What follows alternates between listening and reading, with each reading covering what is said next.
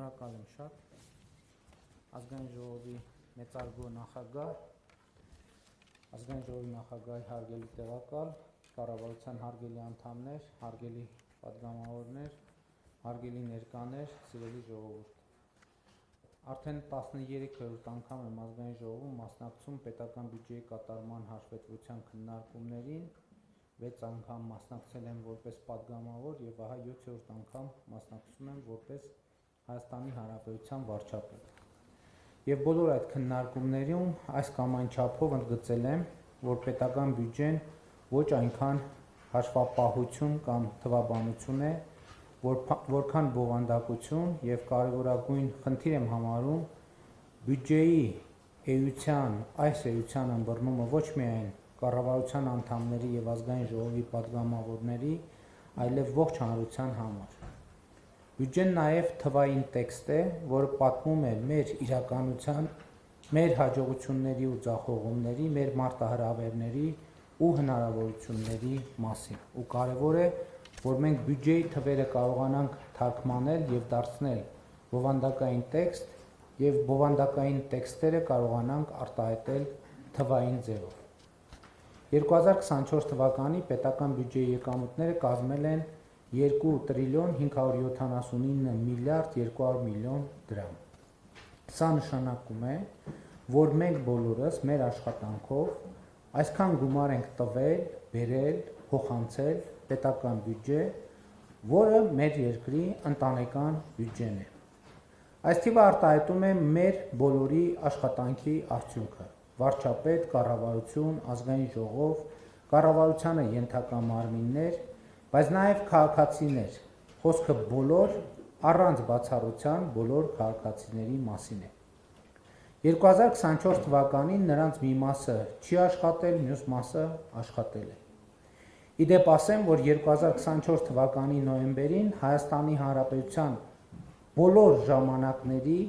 գրանցված եւ աշխատավարձով ապահովված աշխատատեղերի բացարձակ ռեկորդ է սահմանվել։ 2024 թվականի նոյեմբերին գրանցվել է 782.832 աշխատատեղ, որը 192.613-ով կամ 30, այսինքն 2018 թվականի հեղափոխությունից հետո Հայաստանում ստեղծվել է 242.119 աշխատատեղ։ Ընդ որում աշխատավարձով ապահովված եւ կարեւոր եմ համարում ասել, որ ես գիտեմ, որ շատ հաճախ լինում է հոռետեսություն վիճակագրությունների վերաբերյալ, բայց այս վիճակագրությունը ավելի քան վստահելի է, ինչու, որովհետեւ այս աշխատատեղերը կոնկրետ մարդկանցով, անուն ազգանուններով, վճարված աշխատավարձերով եւ աշխատավարձի դիմաց վճարված եկամտային հարկով ապացուցելի է, այսինքն այս մի թիվը, որը չի կարող ընդհանրապես որևէ առարկության տվել։ 2018 թվականի ապրիլին Հայաստանում միջին աշխատավարձը եղել է 173.996 դրամ, 2025 թվականի ապրիլին 304.992 դրամ։ Միջին աշխատավարձի աճը կազմել է 130.000 դրամ կամ 75%, 2018 թվականի ապրիլը 2025 թվականի ապրիլի նկատմամբ։ Նույն ժամանակահատվածում հանրագումարային գնաճը, կուտակային գնաճը կազմել է 25%։ Սա թերևս հարցի պատասխանն է, կամ կարող է մեզ օգնել պատասխանել հարցին, թե մարդիկ, որովհետև մամուլում, սոցիալական ցանցերում, քաղաքական հարթակներում այս հարցը հնչում է, թե մարդիկ այսօր ավելի լավ են ապրում, թե ավելի վատ 2018 թվականի համեմատ։ Այս թիվը վկայությունն է այն բանի, որ մարդիկ Հայաստանում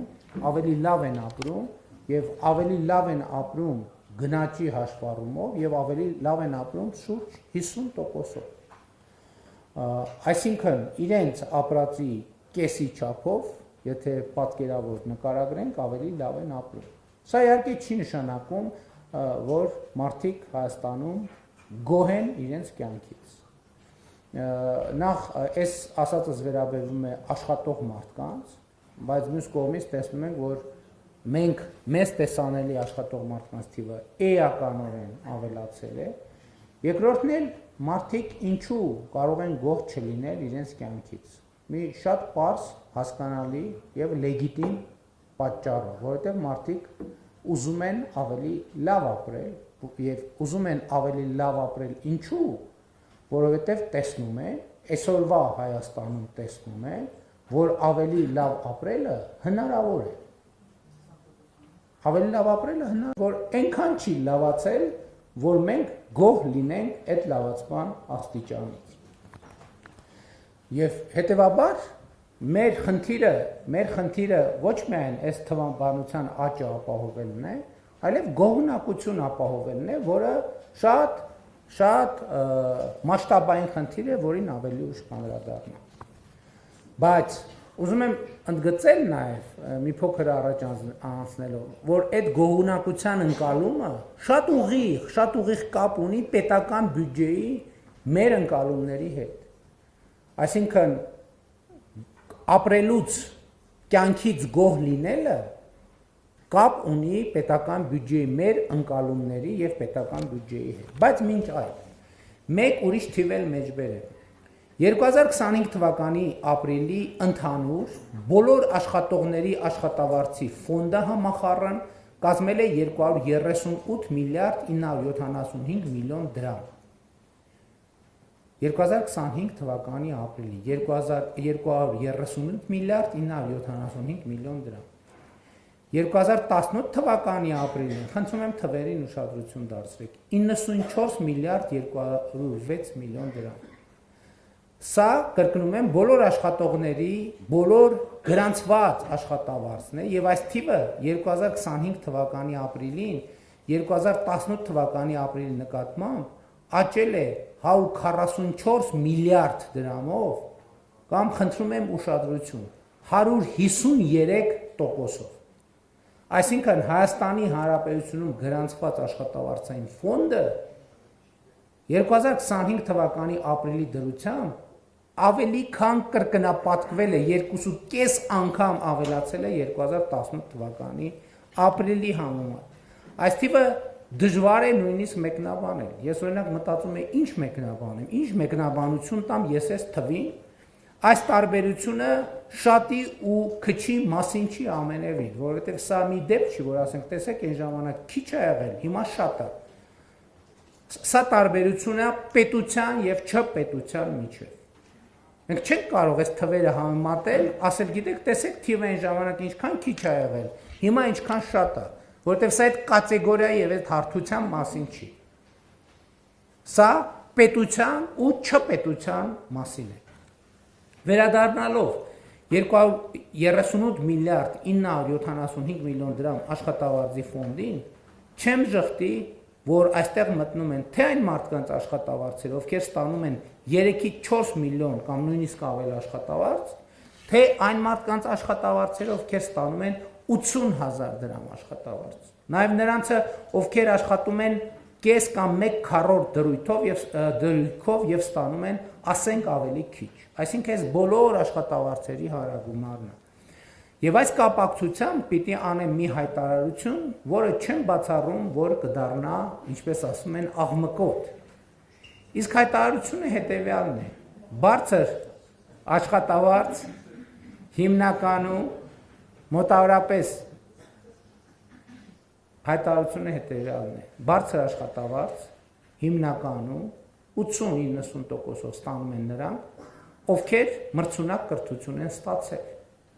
Ցածր աշխատավարձ մոտավորապես 80-90%-ով ստանում են նրանք, ովքեր չեն ստացել մրցունակ կրթություն։ Ինչու եմ ասում 80-90 եւ ոչ 100%, որովհետեւ մեծ է հավանականությունը կամ կա հավանականություն, որ 10-20%-ը կարող են բարձր աշխատավարձ ստանալ ոչ թե կրթության, այլ ուրիշ գործոնների հաշվին։ Եվ 10-20%-ը կարող են ցածր աշխատավարձ ստանալ ոչ թե ոչ մրցունակ կրթության, այլ ուրիշ գործոնների պատճառով, ներառյալ անարդարությունը, կարգավորումները եւ այլն եւ այդպես շարունակ։ Բայց ես որևէ կերպ հնարավոր չեմ համարում, որ այդ շեղումը ավելին լինի 10 մաքսիմում 20%-ից։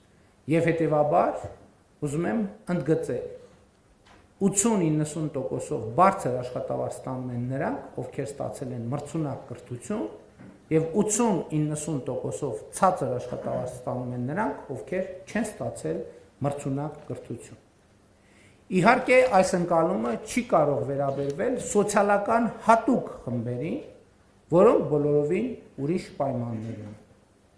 Ահա վերը նշված գործոնն է պատճառը, որ այդ 80-90%-ի մասին հիշատակումը, որ կրթության ոլորտի բարեփոխումները այնքան կարևոր են մեզ համար։ Կառավարությունում տեղի ունեցած քննարկումների արդյունքում մենք որոշել ենք, որ հանրակրթական մեր դպրոցներում մեր աշակերտներին հենց այս ուղերձը պետք է տանք։ Պետք է նրանց ուղիղ եւ աներկբա ասենք. Սիրելի երեխաներ, լավ սովորեք, որ լավ ապրեք։ Այս համատեքստում սակայն մենք պետք է ընդլայնենք լավ ապրելու մասին մեր պատկերացումների շրջանակը եւ ճշգրտենք այդ շրջանակը։ Ինչ է նշանակում լավ ապրել։ Իհարկե անհատական մակարդակով յուրաքանչյուր քաղաքացի, յուրաքանչյուր անհատ ինքն է որոշում, թե ինչ է նշանակում լավ ապրել։ Դիոգենեսը օրինակ ապրում էր տակառի մեջ, որովհետև համարում էր, որ դա է կյանքի կատարյալ ձևը, բայց սա էլ առանձնահատուկ դեպքերն են, եւ կարծում եմ, որ մենք պետք է ձևակերպենք լավ ապրել, ինչ է նշանակում, եւ քանի որ մեր կառավարության խոսույթում մարդու երջանկությունը առանձնահատուկ տեղ է զբաղեցնում, կարծում եմ պետք է նաեւ ձևակերպել ինչ է նշանակում լավ ապրել լինում է նշանակում եմ կարծիքով լինել երջանիկ, իսկ երբ է անհատը երջանիկ։ Իմ կարծիքով անհատը երջանիկ է, երբ ազատ է, պաշտպանված է, առողջ է, ստեղծագործ է, ունի սոցիալական միջավայր, սիրված աշխատանք, որի վաստակով հասանելիություն առողջ սննդին, առողջ ապրելակերպին, անհրաժեշտ կենցաղային պայմանների, պարբերաբար ճամփորդում է, սիրված է, հարգված է, հաղորդակից է հոգևոր կյանքին եւ կամ մշակույթին։ Հետևաբար, բայց ինչի համար եմ այս ամեն ինչը ասում պետական բյուջեի կատարման հաշվետվության քննարկումների ժամանակ։ Ուզում եմ ասել, հարգելի գործընկերներ, եւ ասում եմ ի պատասխան նաեւ այն հարցի, թե որը շատ երկար ժամանակ, այսինքն առնվազն 2018 թվականից հնչում է, թե ինչ է երջանկությունը, կառավարությունը ո՞նց է ապահովելու երջանկությունը եւ այլն եւ այդպես շարունակ։ Այս ձևակերպումները տվեցի հետեւյալ հետեւությունը անելու համար։ Երջանկությունը, հարգելի գործընկերներ, պետական բյուջեի ծախսային ուղղություն է եւ ծախսային հոդվածների որոշակի տրամաբանություն է։ Երջանկությունը Հայաստանի քաղաքացիների երջանկությունը, Հայաստանի Հանրապետության պետական բյուջեի ծախսային հոդվածների որոշակի ուղղություն է եւ որոշակի տրամաբանություն է։ Փորձեմ հիմնավորել։ Ասացի, որ մարդը երջանիկ է, երբ որ ազատ է։ Ազատությունը նշանակում է ժողովրդավարություն, ազատությունը նշանակում է օրենքի գերակայություն, ազատությունը նշանակում է իրավունքի պաշտպանություն եւ դրանք բոլորը արտահայտված են այս կամ այն չափով Հայաստանի Հանրապետության պետական բյուջեում։ Ժողովրդավարական ինստիտուտների կայացումը եւ զարգացումը, մենք ռազմավարություններ ունենք դրանց վերաբերյալ, այդ ռազմավարությունները ունեն միջոցառումների ծրագիր, այդ միջոցառումները ենթադրում են ծախսեր։ Ընդհանրապես մենք պետք է հասկանանք, որ պետական բյուջեն ամենուր է։ Ցանկացած քաղաքացի, երբ որ վարակույրը այսպես հետ քաշի եւ պատուհանից նայի, ինքը տեսնում է պատուհանից պետական բյուջեի ծախսային հոդված, պետական բյուջեի ծախս կամ պետական բյուջեի ծախսի բացակայություն։ Չկա ուրիշ, պարզապես ուրիշ որևէ տարբերակ։ Ցանկացած քաղաքացի, երբ որ իր տան պատուհան, երբ որ փողոցում քայլում է, ուղիղ է նայում, աչք է նայում, ձախ է նայում, հետ է նայում, ինքը տեսնում է Հայաստանի Հանրապետության պետական բյուջեի ծախսային հոդված կամ ծախսային հոդվածի բացակայություն, կամ ծախսային հոդվածի անբավարարվածություն, կամ ծախսային արդյունավետ ծախս, կամ անարդյունավետ ծախս, այսինքն մենք ուր նայում ենք, տեսնում ենք պետական բյուջեի արտահայտություն։ Հիմա հաջորդը երջանիկ լինելու համար ինչա պետք է տեսության համաձայն մեջբերում Միչայելոց իրական Հայաստանի գաղափարախոսության նախագծից էր։ Պաշտպանված։ Ինչ է նշանակում լինել պաշտպանված։ Բացի վերը նշվածից նշանակում է, որ ունենալ ոստիկանություն, որի վրա կարելի է հույս դնել, ունենալ դատական համակարգ, որի վրա կարելի է հույս դնել, ունենալ արդյունավետ ազգային անվտանգության ծառայություն, հակահաբեկչական պայքարի, հակահետախուզության, սահմանադրական կարգի պահպանության գործողությունների համար, ունենալ պաշտպանունակ բանակ, ունենալ ամուր դիվանագիտություն եւ դիվանագիտական ծառայություն, ունենալ որակյալ օրենսդրություն եւ այս ցանկը կարելի է շարունակել, բայց ինչ էլ դնենք, ցանկացած արտահայտություն պետական բյուջեի ծախսային հոդվածը կամ ծախսային հոդվածի բացակայություն կամ ծախսային հոդվածի բավարար չափ կամ ծախսային հոդվածի անբավարար չափ կամ որակյալ բյուջետային ծախս կամ անորակ բյուջետային ծախս։ Երջանիկ լինելու համար մարդը պետք է լինի առողջ։ Ակնհայտ է, թե ինչի մասին է խոսքը։ Եվ մեր տրամաբանությամբ ինչ որ մենք հիմա ուզում ենք անել, նաև դրա արտահայտությունն է առողջապահական համակարգի արտահայտություն։ Ասենք օրինակ մենք առողջապահական համակարգում պետական բյուջեից լիզինգի ծրագիր ենք իրականացնում, որով թե պետական, թե մասնավոր առողջապահական կազմակերպությունները սարքավորումներ են ձեռք բերում։ Եվ դրա շահառուն մարդն է։ Եվ իհարկե առողջապահական ապահովագրության համակարգը մեր պատկերացմամբ այն է, ինչ եւս մի մակարդակով կբարձրացնի մեր քաղաքացիներին, կմոտեցնի երջանկությանը։ Ստեղծագործ լինել, ինչ է նշանակում ստեղծագործ լինել։ Ստեղծագործ լինել ելին առաջին հերթին նշանակում է ունենալ պատշաճ կրթություն, որովհետև առանց կրթության շատ դժվար է լինել ստեղծագործ։ Սոցիալական միջավայր ունենալ, ինչ է նշանակում ունենալ սոցիալական միջավայր։ Նշանակում է բնակավայրում ունենալ, ասենք օրինակ զբոսայգիներ, որտեղ կարելի է գնալ ուղղակի այլ մարդկանց հետ շփվել եւ բազմաթիվ այսպիսի ենթակառուցվածքներ նշել։ Ճամփորդել, մարդը երջանիկ լինելու համար պետք է ճամփորդի։ Ինչա պետք ճամփորդելու համար։ Բացի տոմս առնելուց, անհրաժեշտ է, որ տրանսպորտային համակարգ գոյություն ունենա։ Անհրաժեշտ է, որ ենթակառուցվածքներ գոյություն ունենան, ճանապարհներ գոյություն ունենան, ճանապարհային անվտանգություն գոյություն ունենա։ Անհրաժեշտ է, որ օդային տրանսպորտը զարգացած լինի։ Օդային տրանսպորտի զարգացումը պետական բյուջեի կոնկրետ տող է եւ կառավարության այն որոշումը, որի արդյունքում եւս Վիզեր ընկերությունը հայտարարեց Հայաստանից եւ դեպի 7 ուղղություններով թռիչքներ բացելու համար միջինում եւ իրենք են հայտարարել, ես չգիտեմ պրակտիկան, հայտարարության մեջ նշվում էր բազային գին 29 եվրո տոմսի համար։ Հիմա ով է, հիմա հարգելի գործընկերներ, հասկանում եք, Հայաստանի Հանրապետությունում 2025 թվականին հնարավոր է 29 եվրոյով, 30 եվրոյով, 50 եվրոյով տոմս գնել ինքնաթիռի։ Հասկանում եք։ 2016 թվին հնարավոր էր Հայաստանում։ Մի հատ խնդրում եմ եկեք գնանք մի հատ տոմսերի գները հանենք, տենանք ինչ է տեղի ունեցել։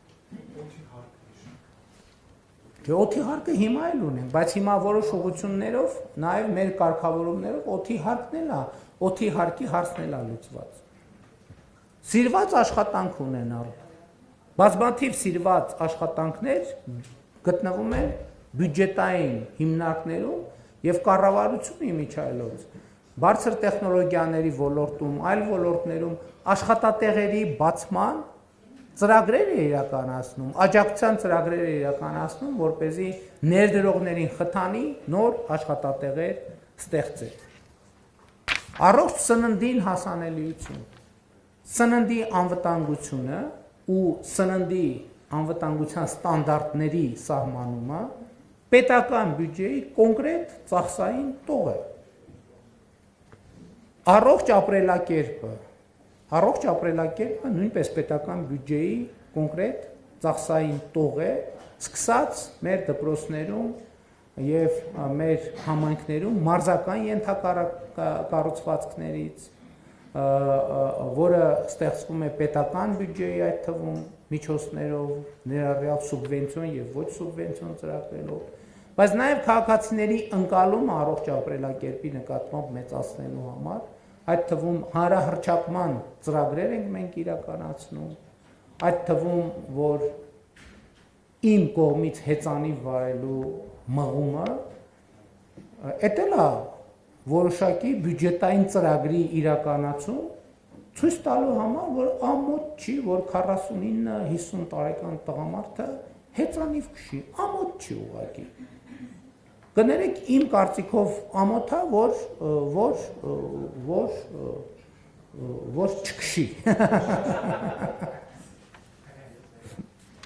Հաղորդակից լինել հոգևոր կյանքին եւ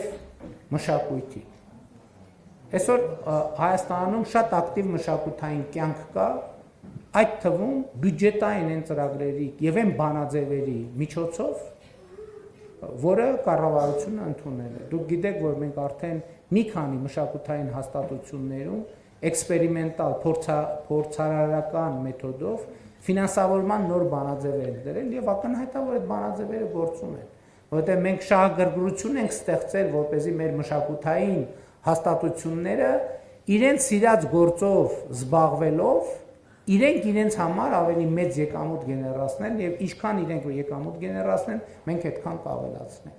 Պետական բյուջեի ծախսային տողը, երբ որ մենք բոլոր երեխաների համար, օրինակ թանգարանների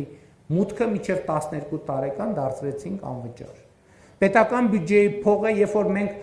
աբոնենտային ծրագիր ստեղծեցինք, աբոնեմենտային ծրագիր ստեղծեցինք դպրոցականների համար, որպեսզի ամեն դպրոցական տարին պետական բյուջեի հաշվին գոնե մի թատրոն, գոնե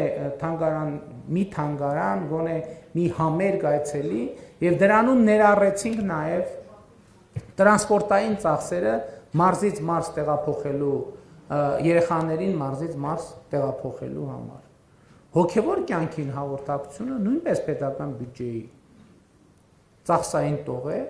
որովհետև այսօր մեր պատմամշակութային բազմաթիվ հուշարձաններ, որոնք այդ թվում հոգևոր կյանքի անբաժանելի մաս են,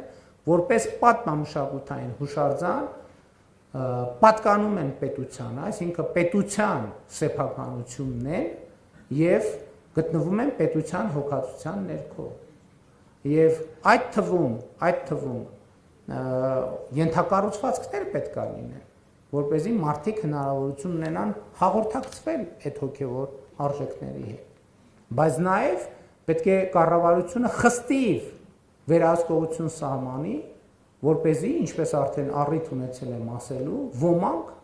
այդ պատմամշակութային հուշարձանները չուլան չդարձնեն, որովհետև ելի եմ ասում, դա վիրավորում է մարդկանց հոգևոր զգացումները։ Կարճ ասած, իհարկե այս ցանկը կարող ենք շարունակել, ես չեմ ուզում շարունակել։ Երջանկությունը պետք է արտահայտված լինի պետական բյուջեում։ Ես հիշում եմ բյուջետային քննարկումները, որ ամենատարբեր դեռ լրագրող եղած ժամանակներից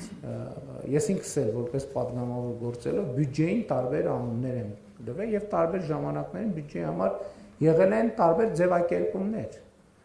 չգիտեմ, բանի ճգնաժամի բյուջե, ետճգնաժամի բյուջե, կոնսերվատիվ բյուջե, հուսահատության բյուջե, զարգացման բյուջե։ Ես կարծում եմ, որ մենք ընդհանրապես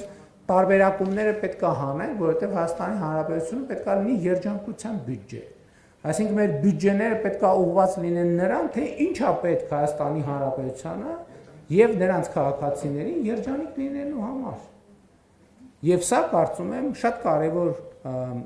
արձանագրում է, որը մենք պետք է անենք։ Բայց չեմ ուզում եւ չեմ կարող շղթել, որ մարդու երջանկության համար, ինչպես նշված է նաեւ իրական Հայաստանի գաղափարախոսության նախագծում, անհրաժեշտ են նաեւ անհրաժեշտ կենցաղային պայմաններ։ Բայց ես ուզում եմ նաեւ մի արձանագրում անել, որ անհատական կենցաղային պայմանները բավարար չեն մարդու երջանկության համար։ Առիթ ունեցել եմ նաև կառավարության 2024 թվականի գործունեության զեկույցի ընթացքում ասել, որ իհարկե շատ կենցաղային օրինակով, եթե մարդը ունի հարմար նորոգված բնակարան, դա դեռ չի նշանակում, որ ինքը բարեկեցիկ է։ Պատկերացրեք լավագույն ձևով կառուցված եւ նորոգված առանձնատուն։ Եվ մարդը իր ընտանիքով ապրում է այդտեղ։ Արդյոք դա բավարար է, որ նա համարվի բարեկեցիկ։ Բացարձակապես բավարար չի։ Որովհետեւ կարող է այդ բնակարանը, այդ տունը հազար ներողություն չունենալ կոյուղի օրինակ, որը հանրային ենթակառուցվածք է։ Այդ տունը կարող է չունենալ ջրամատակարարը, որը հանրային ենթակառուցվածք է։ Այդ տունը կարող է չունենալ էլեկտրական հոսանք։ Լավ, հիմա արևային ֆոտովոլտային կայաններ կարող են դնել, այդ մասը հələ բան անենք, բաց թողենք։ Չնայած դա էլ հանրային ենթակառուցվածք է։ Եթե մարդ այդ տանը ամեն օր առավոտյան ուտում է սև խավիար, կեսօրին, չգիտեմ, կարմիր խավիար, երեկոյան եւ կարմիր եւ սև խավիար, եւ այդ տնից դուրս է գալիս։ Եվ այդ տնից դուրս գալու համար պետք է 1.5 մետրանոց ռետինե սապոգներ հագնի, որովհետեւ հակառակ դեպքում ցեխի մեջ կկորի։ Այդ մարդը չի կարող համարվել բարեկեցիկ։ Կամ եթե մարդը ինքը իրան այս իմ ասած պայմաններում համարի բարեկեցիկ, ուրեմն մենք պետք է մի հատ ստուգենք բարեկեցության այդ ընկալումը։ Սա ինչի համար եմ ասում, ինչ կապ ունի սա հարգելի գործընկերներ բյուջեի կատարման հաշվետվության քննարկման հետ։ Իսկ կապը հետևյալն է, որ մարդու անհատական բարեկեցությունը կախված է ոչ այնքան նրանից, թե ինքը ինչքան փող է ծախսում իր ընտանիքի համար, շատ ավելի կախված է նրանից, թե պետական եւ համայնքային բյուջեն ինչքան փող է ծախսում իր այդ նույն մարդկանց ընտանիքի եւ անհատի բարեկեցության համար։ Եվ այս ընկալումը առանցքային է, մենք պետք է սա հասկանանք, մենք չենք կարող առանց սա հասկանալու ունենալ բարեկեցություն Հայաստանի Հանրապետությունում։ Չենք կարող ունենալ։ Եվ այն պնդումը, որ ես առաջին անգամ, երբ որ արեցի ազգային ժողովում, մի քիչ էլ երևի սպոնտան, հաջորդ պահին լարվեցի, երբ որ ասացի, որ ոչ մի ընտանիք, բացարձակապես ոչ մի ընտանիք, ինքը իր կյանքի եւ բարեկեցության վրա չի ծախսում, չի կարող ծախսել ավելի շատ, քան ծախսում է Հայաստանի Հանրապետության պետական բյուջեն։ Բայց հետո ինչքան գնաց, ավելի արմատավորվեց այդ միտքը եւ դա դարձել է համոզմունք։ Ի վերջո եկեք հասկանանք Հայաստանի Հանրապետությունում չկա գեթ մի քաղաքացի, անկախ սոցիալական եւ այլ կարգավիճակներից, չկա գեթ մի քաղաքացի, որը ինքը իր ընտանիքի բարեկեցության ապահովության համար ծախսում է ավելի շատ գումար, քան Հայաստանի Հանրապետության պետական բյուջեն եւ Հայաստանի պետական եւ տվյալ համայնքի համայնքային բյուջեն է ծախսում։ Եվ հետեւաբար, հարգելի գործընկերներ, պետք է հասկանանք, ըմբռնենք խորությամբ, որ չափազանցություն նրանում, որ ասում եմ Հայաստանի Հանրապետության պետական բյուջեն, մեր բոլորի հավաքական, բայց նաև մեզնից յուրաքանչյուրի ընտանեկան բյուջեն է։ Սրանում ոչ մի չափազանցություն չկա, եւ այս ամեն ինչի համար եմ ասում, հարկ վճարելու նկատմամբ մեր վերաբերմունքը պետք է փոխվի,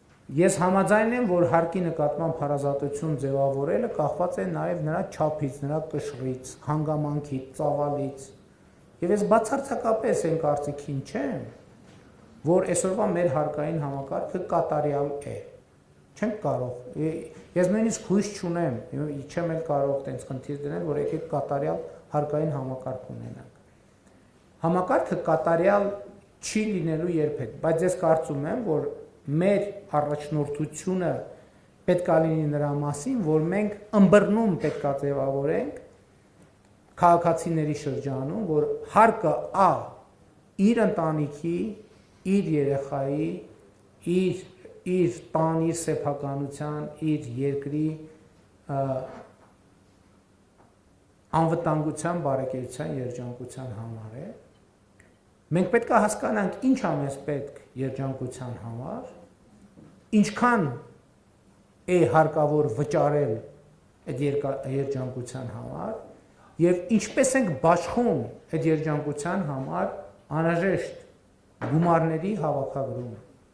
որովհետեւ ուզում եմ ելի ընդգծել եւ դրանով թերևս ամփոփել, որ Հայաստանի Հանրապետությունում որևէ բան տեղի չի ունենում առանց պետական բյուջեի ծախսի։ Եվ հետևաբար որևէ բանի տեղի ունենալը սկսած մարդկանց ամուսնությունից։ Ասենք, որ դա նաև որոշակի համակարգ է, որը գրանցում է ամուսնությունները, բայց ելի եմ ասում, պետք է ճանապարհ լինի, չէ՞ որ մարդիկ հարսանիք անեն,